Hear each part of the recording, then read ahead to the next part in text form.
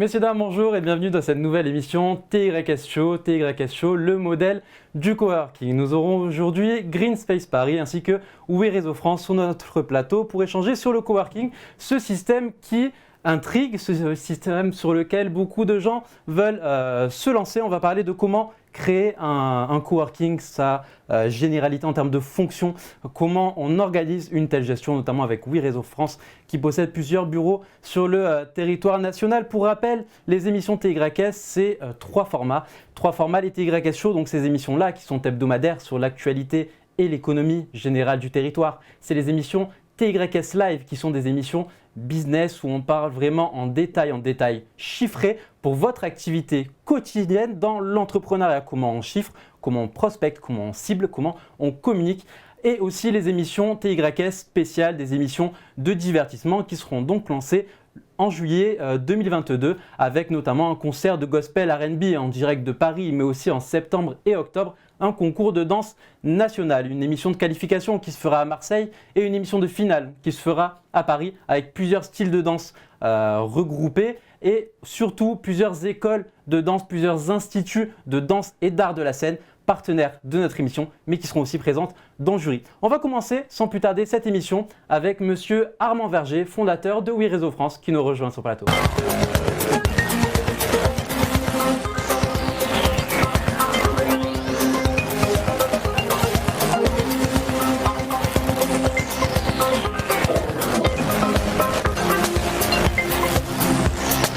On se retrouve donc avec Armand Verger, fondateur de WeRéseau France. Armand, bonjour. Bonjour. Dessine. Merci d'avoir accepté notre invitation dans cette émission aujourd'hui.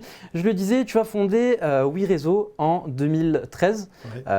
Tu as été directeur financier dans plusieurs grandes enseignes comme Ikea ainsi que Kiabi. Comment est-ce qu'on passe justement d'un poste comme celui-là à fonder des coworking partout en France ? Alors en fait, pour déjà corriger un petit peu ce que tu dis sur mon CV, j'ai en effet été directeur financier et juridique chez Ikea et chez Kiabi, mais à chaque fois non pas pour l'ensemble du groupe, mais pour toute la partie immobilière. Ouais. Et c'est un point de détail, je pense quand même important, d'abord par rapport aux enseignes, mais aussi par rapport à l'orientation sur le coworking. Parce qu'en fait, le coworking, c'est, je crois, au départ, en tout cas pour ce qui me concerne, la rencontre à la fois du plaisir de la relation aux autres, du plaisir de la relation client, du plaisir du service, de la passion même du service, et du modèle immobilier qui, bien sûr, sous-tend l'organisation d'une activité qui se déroule dans des murs. Totalement. Alors du coup, WeRéseau, pour en parler un petit peu, donc c'est plusieurs espaces de coworking partout sur le territoire, à Marseille, à Lyon, à Lille, à Paris aussi. Ouais. La spécificité, c'est que un WeRéseau est toujours proche d'une grande gare. On prend le cas de Marseille par exemple, c'est à l'intérieur de la gare Saint-Charles, mais c'est surtout une multitude de services, des bureaux privatifs, des espaces partagés, des salles de réunion aussi. Comment est-ce que tu as décidé de lancer tout ça? Comment ça s'est un peu organisé dans ta tête?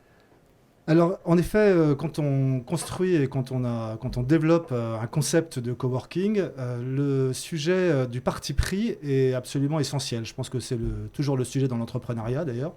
Et celui de WeRéseau était résolument urbain. Donc un concept urbain, donc pas du tout de périphérie. Et donc forcément des lieux ultra accessible par tout ce qui est circulation de transport en commun, aussi bien que les circulations douces, ou les parkings, etc. Donc vraiment cœur de ville. Donc en effet, tu as raison, on est toujours proche d'une gare, spécialement à Marseille, puisqu'on est dans la gare, c'est sûr. Et d'autre part, ensuite, sur l'organisation des services à l'intérieur de l'espace, mon sujet, en tout cas pour WeRéseau, est d'offrir un lieu sur lequel toutes les organisations peuvent trouver une solution.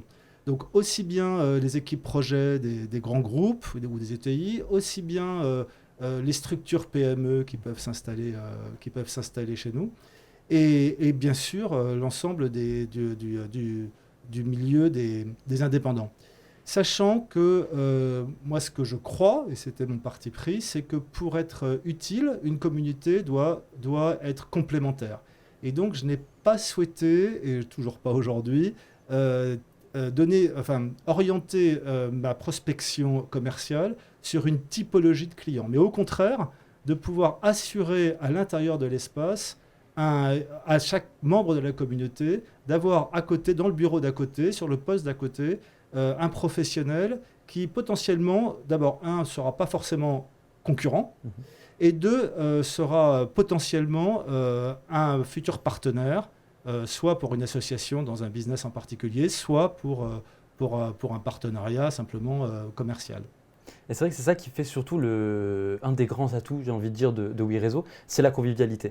Du fait qu'on ait plusieurs domaines d'activité, plusieurs secteurs regroupés sur un même lieu dans une activité professionnelle, ça crée des liens, ça fait échanger les personnes entre eux, on peut avoir des clients, des partenaires, la multitude de possibilités est assez impressionnante. Pour parler de la gestion, on va dire un peu plus précise d'un espace de coworking, on va accueillir Sophie-Caroline Dubernay, manager de l'espace WeRéseau à Lille.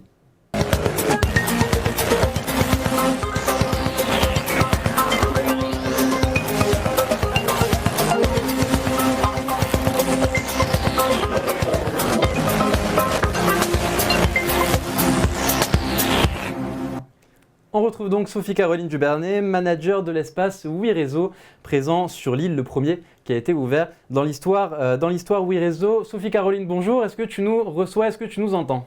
Oui, bonjour. Bonjour Sophie, merci d'avoir accepté notre invitation dans cette émission. Je vous en prie. On parlait du coup justement avec Armand de ce qu'était WeRéseau, les spécificités de WeRéseau. Tu gères au quotidien un espace de coworking, donc tu es au plus proche des clients, tu échanges avec eux, tu réponds à leurs besoins. Je parlais du parcours d'Armand, tu as un parcours aussi intéressant. Tu as travaillé dans des services achats, tu as travaillé dans la gestion de projets. Même question, comment est-ce qu'on se lance dans la gestion d'un espace comme celui de Lille? Eh ben, écoute, moi, à la sortie du confinement, j'avais besoin de travailler dans un endroit où on était en échange avec beaucoup de personnes. Et quand Armand parlait du plaisir de la relation aux autres et du service, c'était vraiment ce qui m'animait à ce moment-là. Et diriger vers ça m'est semblé l'évidence. Et donc, me voilà à WeRéseau et sur Lyon. C'est vraiment un plaisir de gérer ces espaces parce que c'est un lieu où on a tous les jours des entreprises différentes, des profils différents, que ce soit pour des réunions, on loue des bureaux pour des espaces créatifs. Et du coup, on ne s'ennuie pas, on essaie de mettre notre plus qui est la vie sociale chez WeRéseau. On a un planning sur la semaine, d'habitude agréable, comme par exemple le matin, le déjeuner, offert aux coworkers, coach de vie qui viennent expliquer comment faire en sorte que le travail soit la santé. Le mercredi midi, on fait des sorties sportives à la Citadelle. Le jeudi midi, on a des WeRéseau Academy. On pourra aborder un peu plus tard parce que c'est vraiment... Et enfin, le vendredi, après, du vendredi en beauté. Et tous les mois, on a un after-work, on réunit et c'est vraiment très sympa. C'est un moment de partage, de détente. Et voilà, c'est un peu notre plus chez WeRéseau. C'est pas un travail, mais c'est vie. Orchestrer tout ça au quotidien. C'est vraiment fun. Voilà, donc je suis très contente de la reconversion professionnelle. Pour toi, c'est quoi le plus important dans la gestion d'un espace au quotidien quand on est au contact de ces clients-là? Alors clairement, je pense que je rejoins pas mal Sophie-Caroline sur le détail de sa mission, en tout cas telle qu'elle le présente. L'animation est absolument essentielle. C'est-à-dire que je crois que quand on parle de gestion d'espace, la première chose, le premier point, c'est la rencontre avec l'équipe sur place. D'ailleurs, je pense que, alors là, je prends un petit peu de recul puisque je crois devoir parler au nom de toute la profession. J'imagine que mes confrères de Greenspace le confirmeront probablement. Mais voilà, la relation à l'équipe est absolument première dans l'expérience client. Et donc forcément, c'est parce que quand Sophie Caroline égrenait chaque étape de la semaine sur l'animation, c'est surtout une animation qui est présente pour former et pour renforcer la communauté et permettre à chacun une rencontre. Je crois que la rencontre, c'est un point absolument essentiel dans la motivation et la fidélisation des clients des espaces de coworking, permettre des rencontres qui, au départ, se fassent sur du relationnel, sur une qualité relationnelle, et qui forcément, puisqu'on est dans un espace finalement B2B, donc forcément va évoluer vers une relation professionnelle. Et ce point d'animation, de gestion du lieu sur le plan humain, sur le plan relationnel, est absolument au cœur du projet. C'est vrai que c'est quelque chose qui est pas mal mis en place chez WeRezo, notamment avec la régularité d'événements. Sophie Caroline nous parlait des WeRezo Academy. On va lui redonner la parole tout à l'heure pour qu'elle puisse nous en parler un peu plus, qui est quand même un système assez intéressant en termes de masterclass, mais aussi d'échanges et de partenariats. Les apéros aussi, les apéros réseau que vous faites. On va continuer dans cet échange sur la gestion d'un site de coworking en accueillant notre prochain invité, Monsieur Benoît Calvosa, manager de l'espace Green Space Paris dans le 11e arrondissement.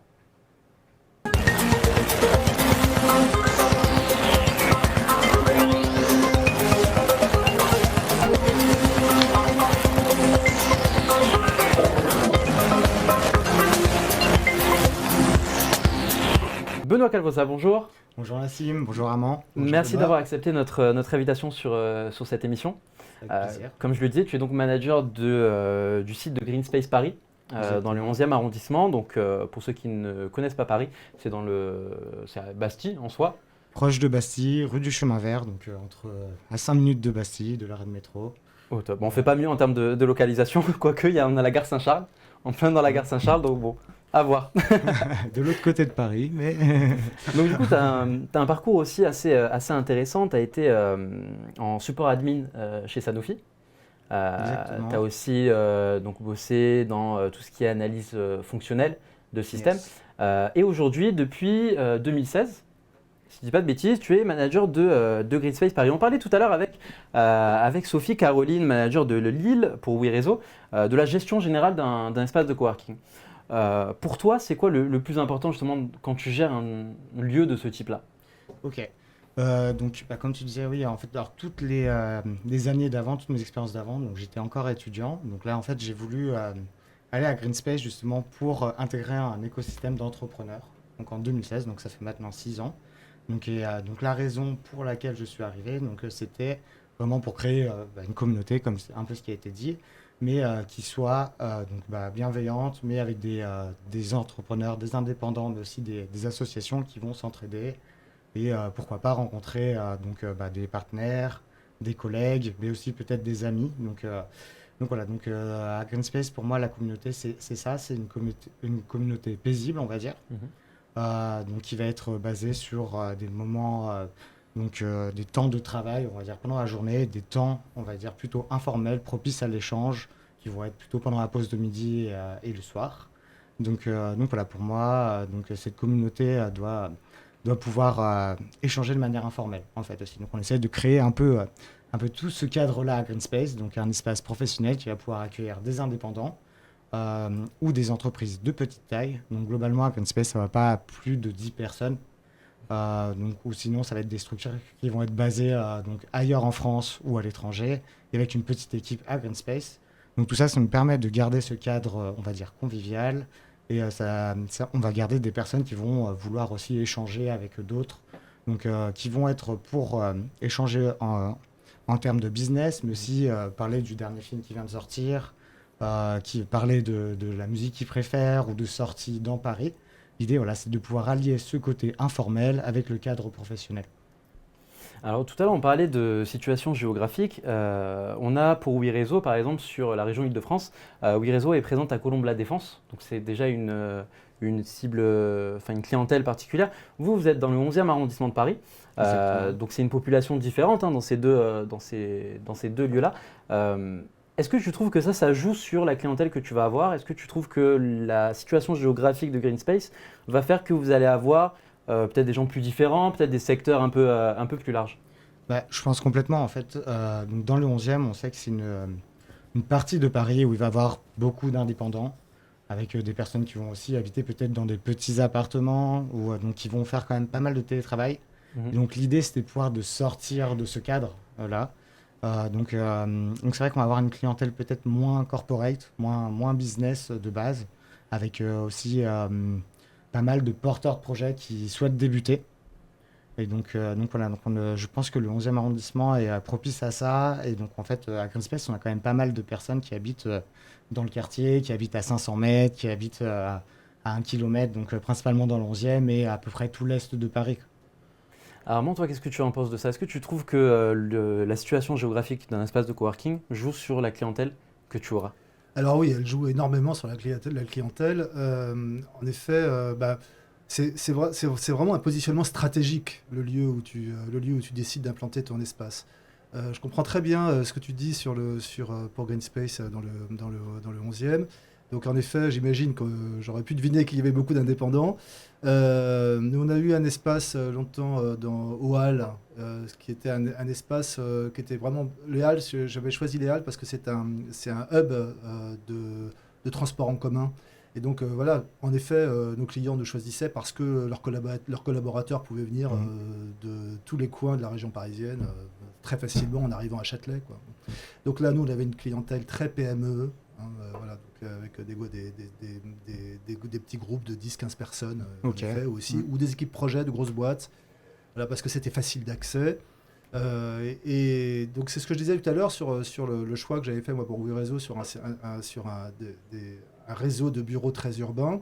C'est que si tu fais le choix, à mon avis, inverse, de te positionner en périphérie des grands centres urbains, voire en milieu rural, forcément, tu vas intéresser une clientèle différente. Sachant que le premier choix, enfin ça c'est vraiment l'expérience qui me fait parler, le premier choix de l'espace par rapport à nos clients, d'abord et avant tout, c'est quand même la proximité. Donc la proximité de celui qui va payer. C'est-à-dire la proximité de l'habitat du travailleur indépendant, donc dans le 11e, il doit y en avoir quelques-uns, ou la proximité du lieu d'habitation du dirigeant qui va installer son équipe sur l'espace. Voilà. On a eu aussi le cas, donc proximité d'une gare, parce que l'entreprise est à l'étranger ou voilà, dans une autre ville de Paris. Quoi. Qui facilite. Nous, c'est ce qu'on vit à Marseille, parce qu'on parle beaucoup de Marseille, parce que Nassim connaît bien le réseau à Marseille. Yes. et donc, ce qu'on connaît à Marseille dans la gare, c'est qu'effectivement, on a pas mal de clients qui choisissent notre espace parce qu'on est en sortie de quai, quoi. Mais je pense que c'est aussi fait pour ça le coworking, c'est optimiser les temps de trajet. Donc c'est passer moins de temps dans la voiture, moins de temps dans le train, aller donc sur son lieu de travail, proche de chez soi, et d'avoir un cadre professionnel, quoi. Donc je pense que ça joue beaucoup. C'est ça le gros avantage Si je peux me permettre juste de compléter sur une chose, c'est que c'est essentiel en termes de... Tu me diras si tu me rejoins sur ce sujet, mais c'est essentiel en termes de signature d'affaires, c'est-à-dire que nos clients s'installent chez nous par rapport à notre localisation. C'est dans le top de leur liste de sélection. Mais c'est pas forcément un outil, c'est pas forcément une raison de fidélisation. La fidélisation, elle est ailleurs. Elle n'est pas forcément sur la localisation. Ils peuvent aller plus loin. Voilà, ils peuvent aller plus loin si vraiment on les pousse à y aller. C'est tout à fait ça. On va continuer un peu sur le sujet. On va poser la même question à Sophie Caroline. Alors Sophie Caroline, ton espace de Lille est situé, si je ne dis pas de bêtises, pas loin de la gare de Lille-Europe. Oui, même à 10 minutes de la gare Lille-Europe et à 5 minutes de la gare Lille-Flandre, tout près de la Grand Place. Et généralement, par exemple, pour les réunions, j'ai pas mal de réunions qui regroupent plusieurs grandes villes du Nord. Enfin, par exemple, des grands groupes comme Danone, où ils vont avoir envie de déjeuner en plein cœur de ville. Et c'est parfait pour eux, du coup, de se retrouver dans le Vieux-Lille et puis autour de cette grande place magnifique. Donc, c'est vraiment un plus. On va continuer sur ce sujet-là. On va parler un peu plus de création d'espaces de coworking. Et on va accueillir notre prochain invité, Monsieur Amaury Debuchet, fondateur de Greenspace Paris.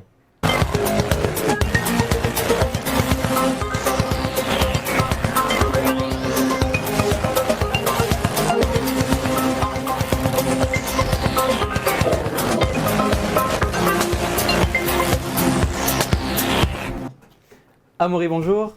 Bonjour Nassim. Merci d'avoir accepté notre invitation aussi sur cette émission pour représenter Green Space Paris.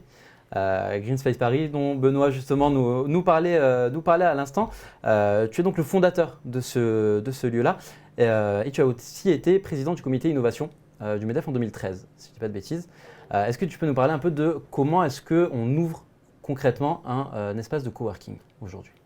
Alors oui, pour le comité innovation, en fait, c'est une activité associative, donc c'est très différent. Mais auparavant, avant Green Space, j'avais monté un incubateur, donc en 2001, qui était l'incubateur de mon ancienne école, donc de l'ESCP. Et au bout de quelques années, je me suis rendu compte d'un certain nombre de limites et j'ai voulu justement, en créant cet espace de coworking, j'en avais visité un à San Francisco, un des premiers à San Francisco. J'avais participé un peu de loin, mais quand même à la création de la cantine à Paris. Donc, dans le cadre de l'association de Silicon Sentier. Et donc, du coup, j'avais voulu créer un lieu dans lequel je pouvais à la fois retrouver cette émulation que je retrouvais dans les incubateurs, mais sans les limites. Et les limites, notamment, c'était d'avoir une plus grande diversité de personnes, parce que dans les incubateurs, on n'a que des startups, généralement des first-time founders, qui en sont tous à peu près au même stade, qui rentrent au même moment, qui sortent au même moment, etc. Donc, assez limité en termes de diversité. Là, on a des freelances, comme le disait Benoît tout à l'heure. On a d'autres startups qui sont beaucoup plus avancées. On a des sociétés un peu plus grosses, etc. Ça, d'avoir des lieux dans lesquels je pouvais aussi agir, travailler sur l'architecture de lieux, c'est moi quelque chose qui m'intéressait beaucoup. J'enseigne l'entrepreneuriat et l'innovation dans une école de management. Et donc, du coup, j'ai voulu tester mes propres théories, entre guillemets, ou plutôt les théories développées par d'autres personnes, notamment un architecte qui s'appelle Günther Henn, avec un professeur de l'Université de Californie, qui du coup a montré que 75% des rencontres inopinées, et qui, donc ces collisions étant parmi les plus fortes créatrices d'innovation, ont lieu dans un rayon de 50 mètres. Donc il fallait notamment dans créer Green Space faire ça.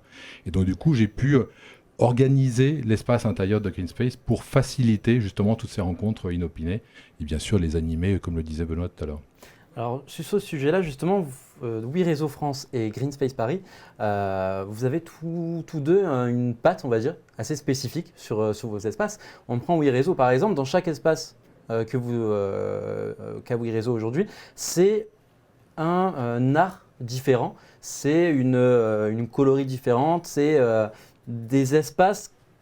Il y a la patte Oui Réseau, on sait qu'on est chez Oui Réseau, mais en même temps, c'est des artistes nouveaux qu'on découvre sur les murs. Chez Green Space, pareil, quand on est chez Green Space, on le sait, on le sent. Comment est-ce que justement ça vient ça, de se dire, moi je veux tel type de mood, je veux tel type d'ambiance dans mon lieu? Alors, nous, on n'en a qu'un, donc du coup, je vais te laisser parler d'abord. En fait, oui. Donc, le sujet, c'est de créer. Alors, en effet, j'ai plusieurs espaces. Aujourd'hui, il y en a 4. J'ai Oui Réseau. Donc, l'idée, c'est de créer des espaces qui soient finalement, qui fonctionnent de la même manière. Donc, je rejoins complètement Amaury sur. Alors, c'est intéressant, je ne connaissais pas cette théorie de la rencontre à 50 mètres, mais ça fait un peu à penser à LinkedIn, là où on se rend compte qu'on est tous liés à moins de deux, C'est vrai, à moins de deux personnes. c'est totalement ça. Et donc, donc j'y crois, je suis parfaitement convaincu de ça, donc c'est intéressant. Et là aussi, Oui Réseau comme Green Space, l'idée c'est bien de pouvoir permettre aux personnes d'avoir des lieux de convergence naturelle dans lesquels la rencontre inopinée va pouvoir se faire et du coup forcément donner des fruits. Donc ça c'est clair. Donc moi je me suis concentré sur une organisation du lieu qu'on va retrouver dans chacun de mes espaces, quelle que soit la surface, mais qui ne soit jamais, qui ne soit jamais la reproduction sur le plan déco, sur le plan ambiance générale, de manière à ne pas créer des lieux aseptisés et copier l'un sur l'autre. Donc j'ai trouvé juste qu'en ligne directrice, parce que à titre personnel et sur le plan de mon histoire familiale, je suis très, très sensible à l'art en général. Et j'ai trouvé que c'était l'occasion de demander à un artiste de venir s'exprimer sur les murs et de, là encore, prendre un parti pris. Moi, je suis très parti pris. Je pense que l'entrepreneuriat passe par le parti pris quand même. Et donc je sais que ça ne plaît pas à tout le monde. Et ben ouais, voilà, ça ne plaît pas à tout le monde. Mais voilà, j'ai des artistes qui sont venus s'exprimer. Je leur donne un tout petit cahier des charges. Donc à Marseille, par exemple, avec Thierry Noir, un grand street arter qui s'est exprimé sur le mur de Berlin. Je lui ai demandé de réfléchir, de s'exprimer sur la communauté. Et donc, allez voir notre site web. Et pour ces 2 street arters d'ailleurs qui me viennent à l'esprit, pour Emmanuel Brodeau, qui est un artiste de la région parisienne, je lui ai demandé de s'exprimer sur ce que le sport évoque. Alors c'est amusant, ça s'est fait il y a 5 ans, là on est en plein Jeux Olympiques, il a pris que des thèmes des Jeux Olympiques, c'est rigolo, donc on a l'impression que ça a été fait pour l'époque. Bon voilà, donc, mais à chaque fois on est sur des valeurs qui sont celles de nos espaces, je crois, c'est-à-dire celles de la communauté, celles d'une communauté fructueuse, hein, et du fait qu'on est souvent plus fort à plusieurs que seul.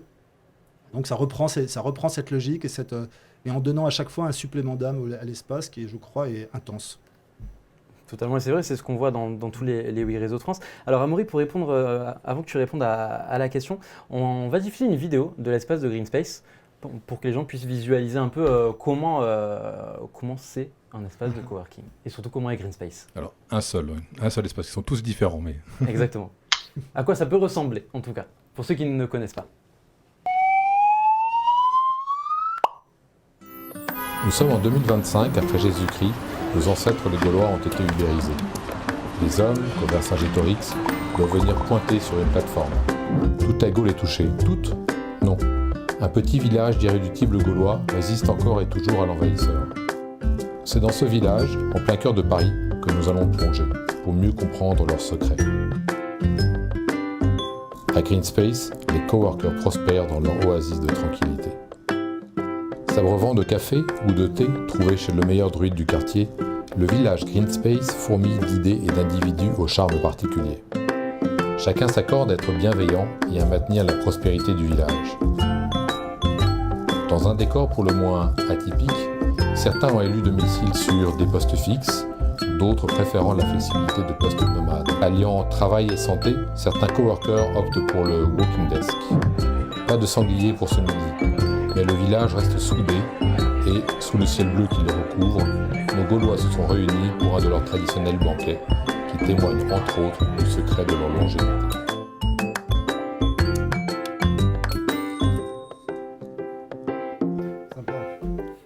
Alors Green Space Paris, du coup, qui nous donne une très bonne idée de ce qu'est cet espace dans le 11e arrondissement. Alors du coup, on l'a vu, c'est quand même assez spécifique comme lieu en termes de déco, en termes d'architecture. Pourquoi du coup avoir choisi ce type-là et ne pas avoir fait quelque chose par exemple de très corpo, de très business par exemple? Alors d'abord un petit clin d'œil et un remerciement donc, à Popcorn Production qui nous a fait le film, donc 2 jeunes qui du coup terminaient leurs études de vidéastes et journalistes. Alors moi je crois beaucoup à l'esprit des lieux. Donc là c'est un lieu, alors pour ceux qui le connaissent un petit peu, c'est les anciens locaux de l'étudiant à Paris. Donc c'est un espace ce qu'on appelle en cœur d'îlot avec un toit vitré donc en shed, un toit industriel sur toute la surface. Donc on a effectivement la lumière du jour partout. Et donc du coup on a voulu essayer de retrouver un petit peu ça. Donc on retrouve les éléments architecturaux du bâtiment. On y a posé notre patte, notamment grâce aux architectes et décorateurs qui ont travaillé sur le lieu, sur la présence du bois, le choix des couleurs, etc. Et surtout, on a fait tomber toutes les cloisons et tous les faux plafonds. Donc du coup, on a des surfaces où les yeux ne s'arrêtent pas. Tous les bureaux fermés sont contre les murs extérieurs. Et donc du coup, les gens peuvent se sentir chez eux quand ils rentrent. Il n'y a pas de borne d'accueil. Ils sont immédiatement chez eux quand ils rentrent. Ils ont le code, le badge, ils peuvent rentrer à toute heure du jour et de la nuit. Et donc voilà quelques-uns des choix qui ont été faits à la création. Et bon, je recherche un autre espace, et donc à chaque fois, on a travaillé sur plusieurs projets qui sont allés plus ou moins loin. Donc là, j'espère que le prochain fonctionnera bien, mais à chaque fois, on va essayer de créer un lieu en fonction de l'espace où on est. C'est de rester bien sûr dans le 11e qu'on aime bien et avec une population qui est assez sympa, mais aussi similaire à celle qu'on a, donc avoir des synergies, parce que ça reste quand même un business, il faut que ça tourne. Mais voilà quelques-uns des exemples de choix qu'on a pu faire. Alors c'est vrai que Green Space Paris, ça respire. Quand on entre dedans, on voit qu'on se sent bien. Et tu parlais aussi d'un élément qui est très important aujourd'hui sur le coworking, c'est que la plupart des coworking aujourd'hui, c'est de l'accès 7 jours sur 7 et 24 heures sur 24. C'est le cas chez toi, Armand, dans tous les réseaux de France. C'est le cas chez Green Space Paris. Et c'est vrai que ça offre du coup une capacité d'organisation un peu plus importante. Il y en a beaucoup qui aiment travailler la nuit, surtout les indépendants. Alors quand on est tout seul et qu'on doit travailler, qu'on doit faire prospérer son business, on ne compte pas les heures. Et ça, est-ce que vous avez été un peu réticent à le mettre en place? Est-ce que vous avez dit, c'est naturel, je fais un espace de coworking, je mets directement de l'accès 7 jours sur 7, 24/24, ou est-ce que c'est venu au fur et à mesure? Non, c'est vraiment tout le contraire. C'était même vraiment là aussi totalement voulu dès le début. L'idée d'ailleurs, c'est que, je pense que tout à l'heure, je crois que j'ai entendu ces mots-là chez l'un d'entre vous et je le rejoins aussi. C'est que l'accès, toi, je crois qu'il a parlé de communauté bienveillante. Et c'est vrai que nos clients doivent, les personnes qui occupent nos espaces doivent être partie prenante de l'espace, c'est indispensable. Voilà, sinon ça marche pas. Donc on est forcément dans un lieu que nous partageons. Donc le partager, ça veut dire le respecter, ça veut dire avoir un minimum d'implication, pas forcément très importante, mais quand même un minimum d'implication sur l'espace et sur son entretien, le respecter, respecter les autres, respecter soi-même, normal. Et je pense que justement le fait de donner les clés dès le début et de permettre un accès absolument illimité à l'espace, c'est un point important qui va permettre à chacun de se sentir absolument chez soi et du coup va se sentir responsable puisqu'il a les clés du lieu. Donc perdre les clés de notre espace, c'est un problème. Ça veut dire potentiellement changer les serrures, ça veut dire donc c'est un problème. Donc je crois que moi maintenant ça va faire donc j'ai ouvert le premier comme tu disais en 2013. Enfin en réalité j'ai créé l'entreprise en 2013 mais ouvert le premier en 2014. Donc ça va faire 8 ans, ça n'est jamais arrivé que des clés soient perdues. Mais ce n'est jamais arrivé. C'est bien que chacun se sent bien concerné, parce que des clés, j'en ai distribué. Ça, alors, on imagine bien. Benoît, du coup, sur ce thème-là, du 7 jours sur 7, 24/24. Pour nous, c'est essentiel aussi, donc pour les mêmes raisons, c'est pour que les gens se sentent chez eux. On va aussi avoir des personnes qui vont travailler, par exemple, avec les États-Unis, avec d'autres pays, donc ils vont être sur des horaires décalés par rapport aux autres personnes. Donc ces personnes-là, en fait, il faut les responsabiliser aussi, il faut leur dire... c'est votre espace de travail, donc il faut en prendre soin, il faut quand même faire sa vaisselle, même si c'est 4h du matin quand ils partent. Donc ce qu'on veut, c'est que ce soit un peu comme une grande maison professionnelle, puisqu'on est quand même dans un cadre de travail, donc avec des prestataires qui vont venir la nuit, par exemple, pour faire l'entretien, le ménage. Donc avoir des bonnes relations avec les prestataires, essayer de tout gérer pour qu'au final, que ça roule, et que les gens qui travaillent la nuit ou la journée se sentent bien. Donc pour nous c'est essentiel le 24/24 parce que c'est aussi on peut pas chasser une personne à 18h par exemple parce que c'est vrai qu'on a des problèmes de sécurité ou des choses comme ça, donc il faut arriver à faire en sorte que l'espace puisse être ouvert 24/24, donc il y a des choses à mettre en place, donc les accès, donc éviter que les clés soient perdues, donc donc il y a pas mal de choses qui sont possibles. Donc à Green Space, en fait l'espace est un peu caché, on ne voit pas vraiment de l'extérieur, donc ça nous aide aussi pour ça. Parce qu'il faut connaître Green Space vraiment pour en ouvrir la porte. Accéder. Exactement. Donc on se fait beaucoup connaître par Internet en fait, mais quand on passe dans la rue, on ne voit pas vraiment. Donc en termes de sécurité, pour nous, c'est aussi un plus parce que donc les gens ont un double accès avec un code, une clé. Et donc en fait, ils peuvent vraiment aller dans un espace où ils vont pouvoir laisser leurs affaires. Et travailler un peu tout le temps, donc 24/24, et pas se dire là j'ai une journée à 18h, il faut que je sois parti. Ça limite surtout les problématiques d'agenda et d'organisation, comme on disait. Alors là, depuis tout à l'heure, on parle de ce qu'est un espace de coworking, comment ça marche, comment on le crée, comment on le développe. On va accueillir un témoignage d'une personne qui a travaillé en espace de coworking et qui va nous parler un peu de son expérience. Et ce témoignage, il nous vient de notre chroniqueuse Margot Lastrajoli, étudiante à l'ISFJ en journalisme. Tout de suite, Margot Lastrajoli.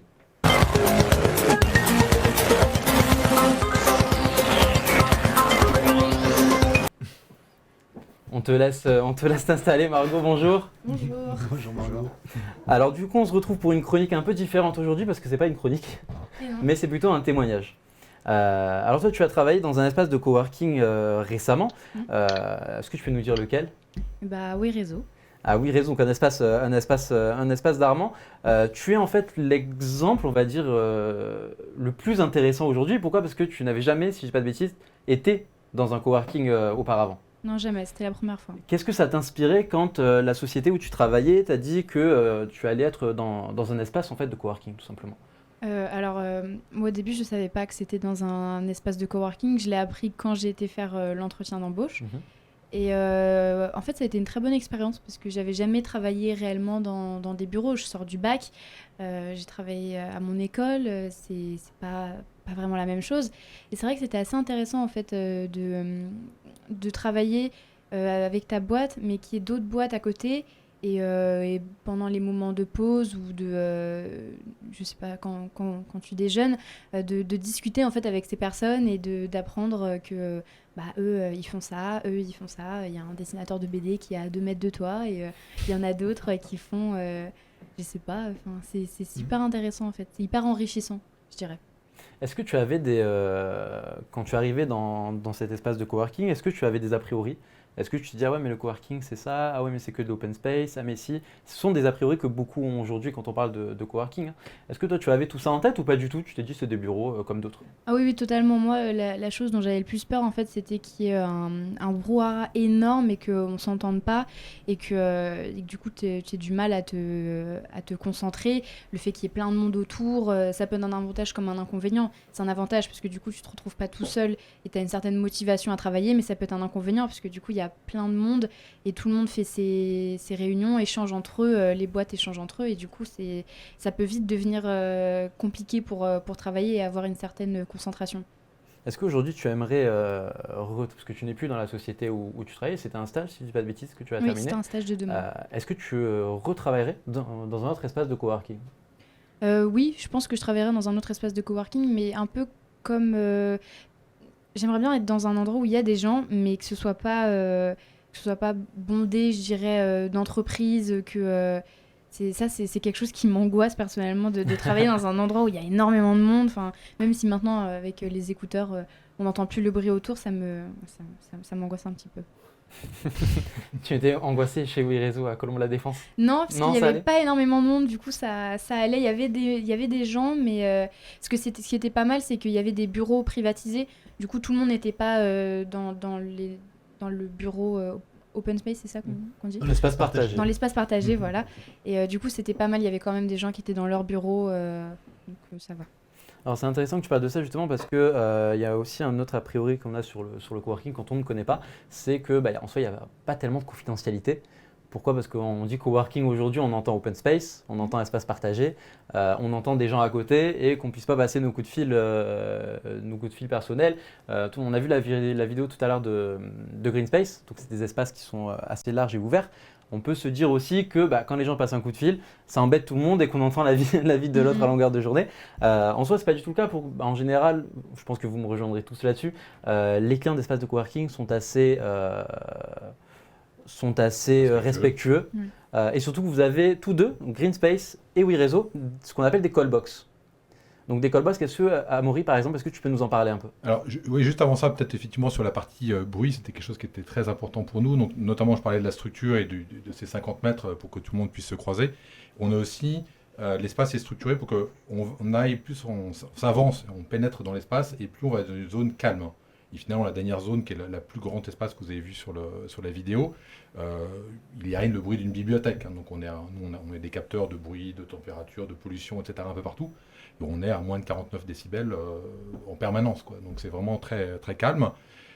C'est fait parce qu'on a une moquette qui est très épaisse, on a des ports acoustiques partout, on est très, très haut de plafond.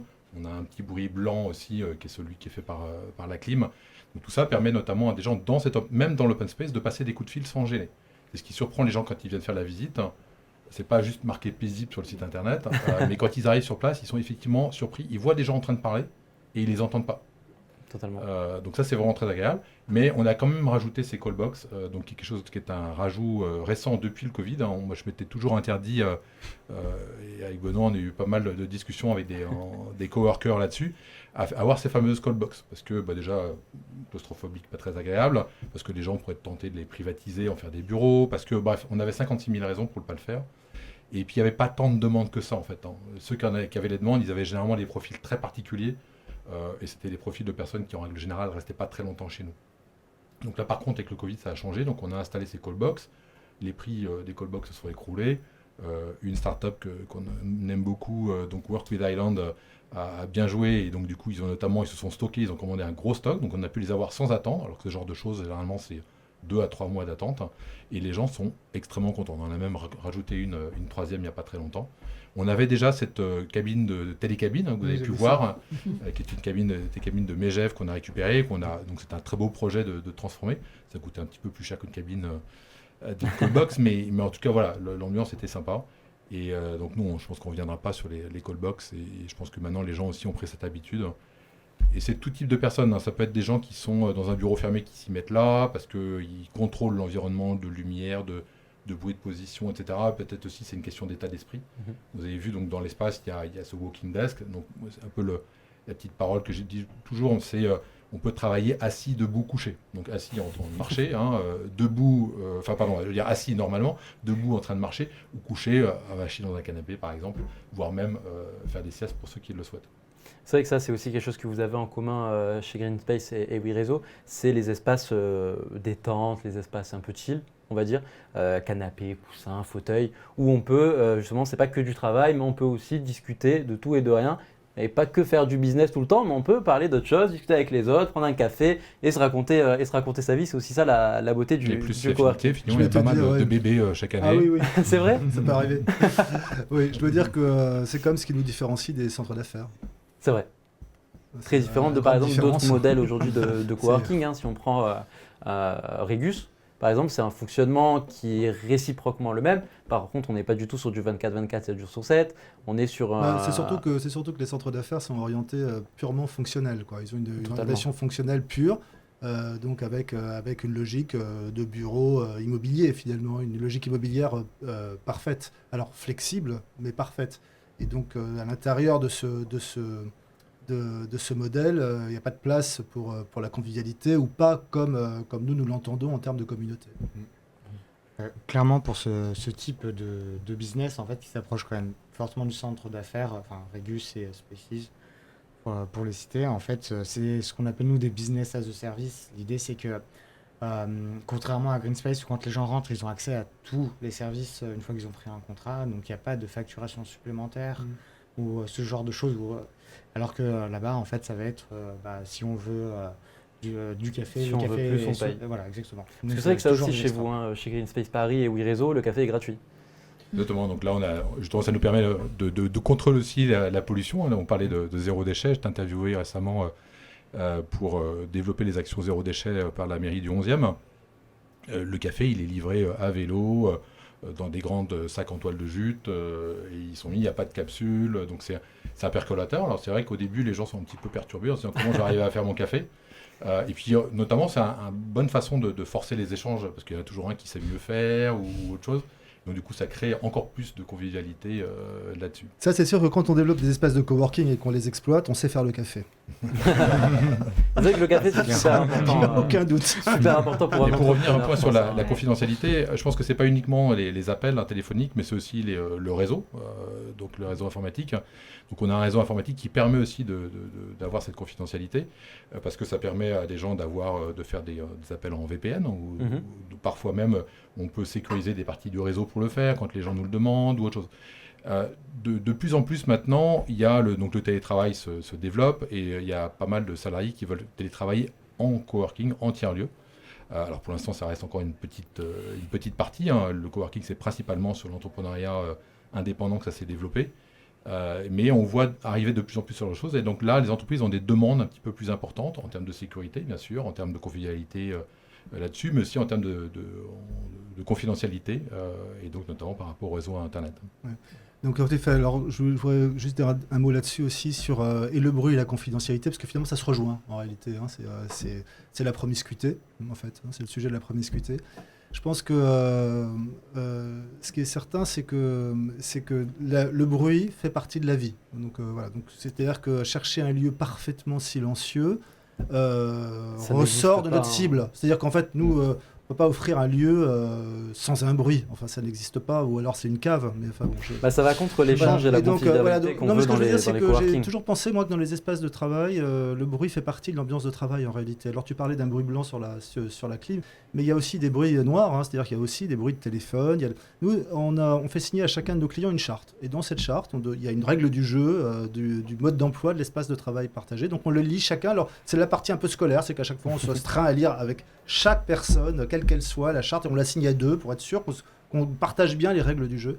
Et notamment le fait que, bah oui, on a le droit de téléphoner dans l'espace de travail partagé. Par contre, on n'a pas le droit aux sonneries de téléphone, parce que ça, c'est totalement insupportable.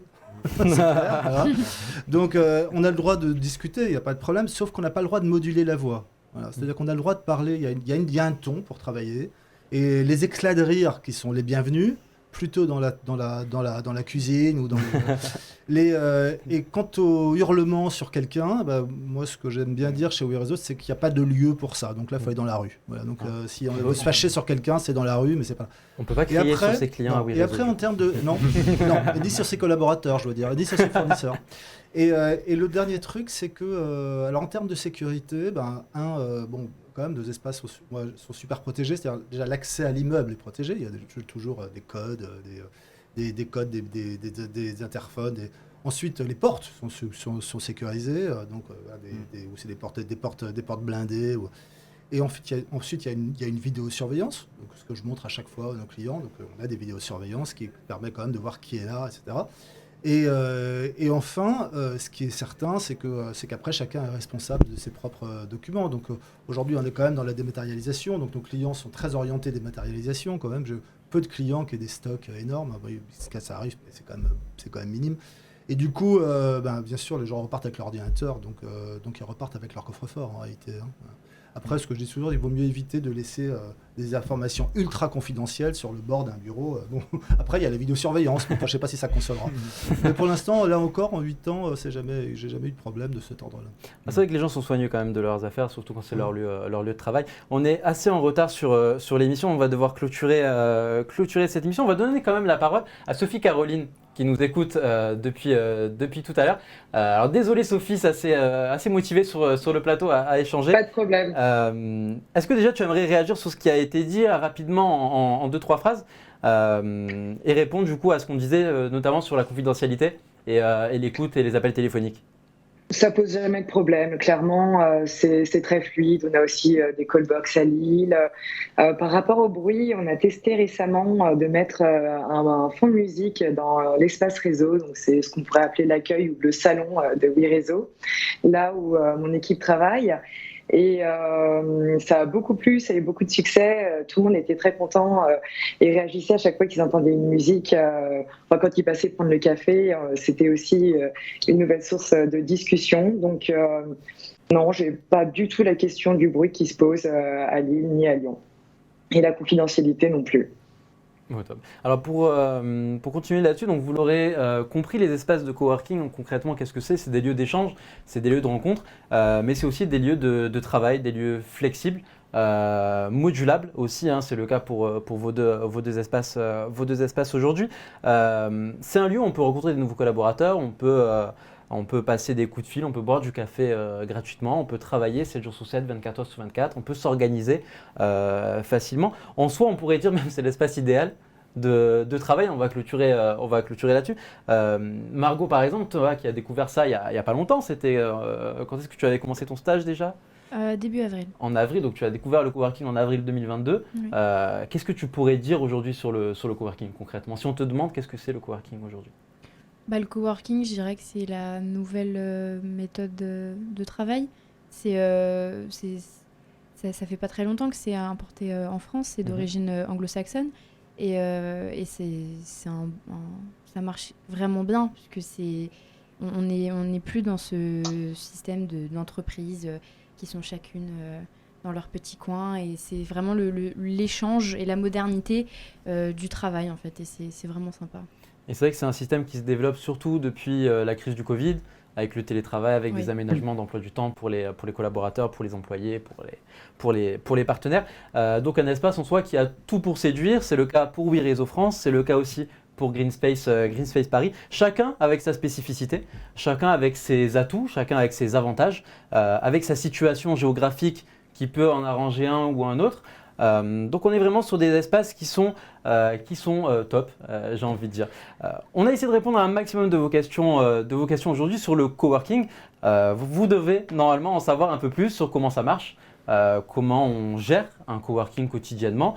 C'est quoi les avantages? Pour quel type de clients ça va être avantageux? Là, vous avez eu deux explications, deux espaces totalement différents, mais en même temps singuliers, parce qu'on reste dans le même domaine.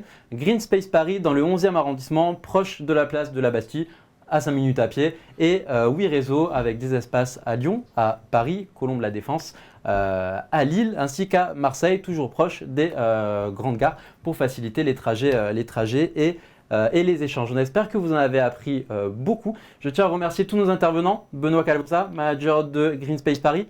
Amaury Debuchet, fondateur de Green Space Paris. Merci Nassim. Armand Vinger, fondateur de Oui Réseau France. Margot Lastra-Joly, étudiante à l'ISFJ, mais aussi chroniqueuse en chef, j'ai envie de dire, chez les TYS. Mais aussi Sophie-Caroline Dubernay, manager de l'espace de Oui Réseau Lille. Merci à vous pour vos interventions, pour vos explications, pour nous avoir expliqué aussi vos deux modèles. Si vous êtes aujourd'hui en recherche de coworking, si vous n'êtes pas à Paris, vous avez les espaces de Oui Réseau qui sont ouverts. Les équipes accueillantes de Oui Réseau vous accueilleront autour d'un café pour échanger, vous proposer leurs espaces. À Paris, vous avez deux choix, Colombes-la Défense, et vous avez aussi le 11e arrondissement avec Green Space Paris, des espaces aussi aérés, des espaces conviviaux avec de l'échange, avec du café. Ça, c'est le plus important, je pense, pour nous tous. Donc, n'hésitez pas à leur rendre visite. Vous aurez toutes leurs informations de contact ainsi que leur site internet disponible sur toutes nos plateformes. On se retrouve la semaine prochaine, vendredi à 19h, pour une émission spéciale sur la communication sur LinkedIn avec des experts de ce réseau social, des chefs d'entreprise ainsi que des formateurs pour vous apprendre comment communiquer sur ce réseau, mais surtout comment développer votre activité via LinkedIn, un outil aujourd'hui indispensable pour tous les professionnels. Merci à tous d'avoir participé à cette émission. Merci. Je vous dis à très bientôt et on se retrouve la semaine prochaine, vendredi à 19h.